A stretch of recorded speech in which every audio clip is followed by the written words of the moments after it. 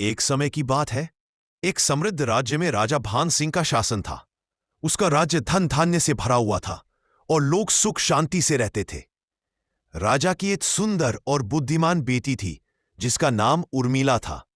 प्रजा राजा का सम्मान करती थी, लेकिन राजा भान सिंह के मन में एक अजीब सी नफरत थी। उसे चिड़ियों से बहुत घृणा थी। राजा का मानना था कि चिड़िया खेतों को नुकसान पहुंचाती है और अनावश्यक शोर मचाती है। इसी सोच में आकर उसने एक कठोर फरमान जारी कर दिया कि जो भी चिड़िया मारकर राजा को लाकर देगा उसे बहुत सारा इनाम दिया जाएगा। देखते ही देखते सभी प्रजाओं ने चिड़िया को मारकर राजा को लाकर देना शुरू कर दिया और देखते ही देखते पूरा राज्य चिड़ियों से खाली हो गया।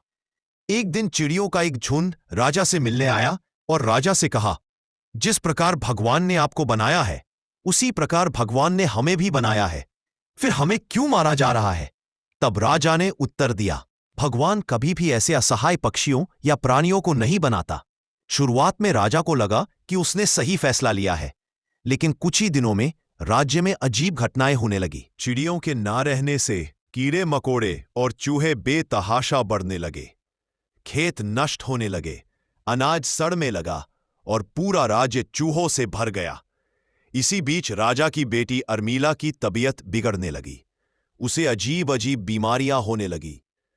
उसके शरीर पर लाल लाल धब्बे निकल आए। उसे बार बार चक्कर आने लगे और उसकी हालत दिन प्रतिदिन बहुत ही ज्यादा खराब होती चली गई। वैद्य आए, दवाइयां दी गईं, लेकिन कोई लाभ नहीं हुआ। उर्मिला दिन प्रतिदिन कमजोर होती जा रही थी। राजा बहुत चिंतित हुआ और उसने पूरे राज्य के विद्वानों और साधुओं को बुलवाया। उधर राज्य में चूहों की संख्या बहुत ज्यादा बढ़ गई थी। यह देखकर राजा ने फिर से एक फरमान जारी किया कि सभी चूहों को मार दिया जाए और जो भी चूहे मारकर लाएगा उसे इनाम दिया जाएगा। फिर से वही हुआ। पूरे राज्य के लोगों ने एक ही दिन में चूहों को मारना शुरू कर दिया। चूहों को मारते ही राज्य में कीड़ों की संख्या बहुत अधिक हो गई। सारे अनाज को कीड़ों ने खा लिया और राज्य में सूखा पड़ गया। अब राजा को कुछ भी समझ में नहीं आ रहा था कि वह क्या करे। एक वृद्ध साधु ने राजा से कहा, राजन, प्रकृति का हर जीव एक दूसरे से जुड़ा होता है। आपने चिड़ियों को मारकर प्रकृति का संतुलन बिगाड़ दिया है। चूहे बड़े हैं और यही इस संकट का कारण है।